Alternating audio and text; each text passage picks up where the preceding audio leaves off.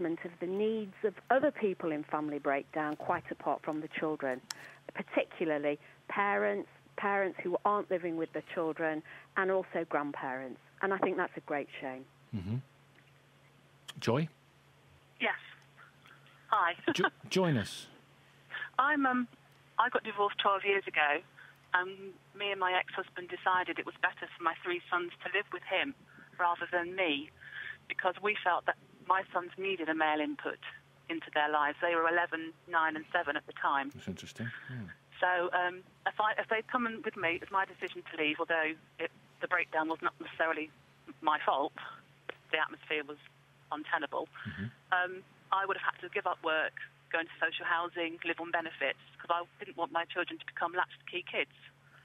That's an old-fashioned term, but that's what we didn't want. We know exactly what you mean by it, though, yes. Yeah, whereas my father-in-law lived with us, so there was somebody going to be at home for them when they came home from school. Why should my children have had to give up their family home, their friends, their school, just because me and their father didn't get on anymore? It didn't seem fair to them. How has it panned out over the years? It has turned out very well. My 3 boys are now, 2 of them at university and one's a teacher. They are very well adjusted. They're in relationships. It hasn't spoilt their view of relationships at all. We're both remarried. Stepmom and stepdad get on very well with the children. And it's worked out very well indeed. Marilyn, if only it were more civilised, as civilised as that. I think that most cases, remember, of private disputes between parents over children do resolve out of court. Most of them, the vast majority of them do. But it's when they get to court, and it's these intractable, prolonged disputes that obviously you hear about, you've got to think, what are the principles that govern it? And we are so heavily centred on children. And, of course, the welfare of the child is paramount, and I absolutely agree. But what about the needs of both parents? And I don't think that our law sufficiently looks at that. Matt. I have to agree with Marilyn, because my current husband, that sounds a bit... The current husband. That's what Terry Wogan used to say. He's the current Mrs. Wogan, didn't he? That's right. He has a teenage daughter from a previous relationship who he has no input in whatsoever. We've been to solicitors and we've been told he has no input. It's her decision all the time. Fathers don't have any rights to see their children. It's children's rights to see their parents. But if the other parent is influencing that child, what can you do? Matt, you must have come across many situations far less civilised than the one we're hearing about there from Joy. Yeah, I mean, the thing is, the family justice system is predicated on conflict. And what we've been trying to do, Nikki, is fight for the peace. We think courts are there for criminals. They're not there for parents.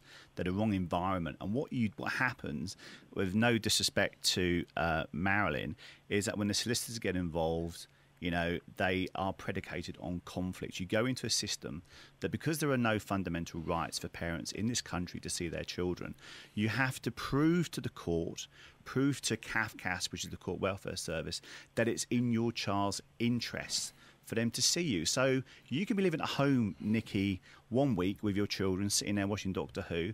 The next week, if your relationship with your partner or your wife breaks down, you find yourself in this kind of quite Kafka-esque, surreal world of secret family courts where you can't speak to anybody about your case, and you have no rights to see your children, and you're effectively cut off. And you might be cut off for 6 months, you might be cut off for a year, you might be cut off for 20 years.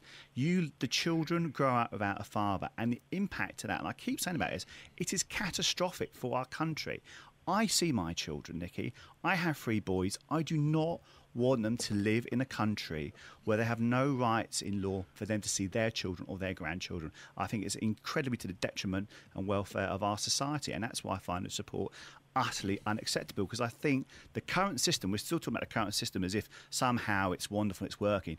It is abusive, it is secretive, it is damaging our children, and I want people to wake up about this. I want people to say, this is wrong, we cannot live in a country like this. Robert, let's get a call from Robert, then we'll get the weather and the news and the sport, and we'll regroup. Robert, we'll call you Robert, you come from Coventry, we'll call it Coventry. What do you want to say?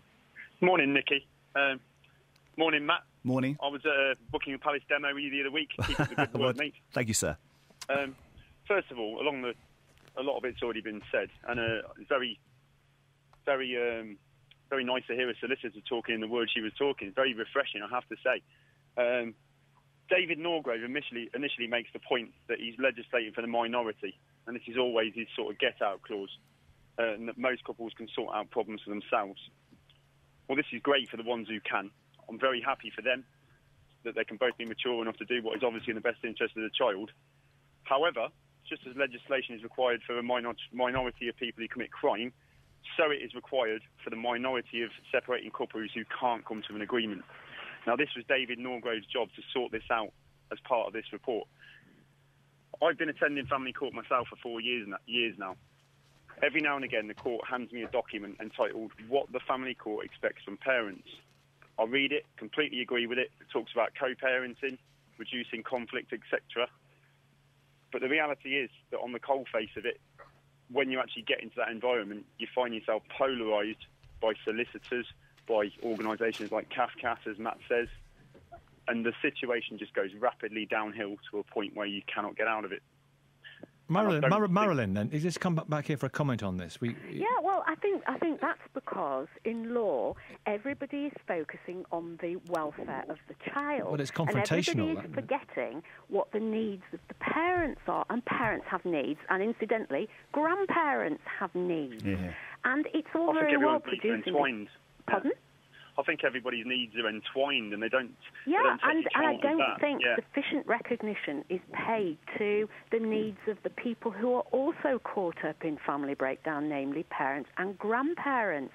And if you gave integrity to those people, then at least you've equalised the playing field, and you've got a chance of making progress. But if you've got a very heavily child-centred review body producing a report headed by an accountant, yes, they've made management recommendations, and fair enough, but what do you expect? Okay, listen. There is that particular point. No, I'm Joy, was it? Yeah. Yes. Was it?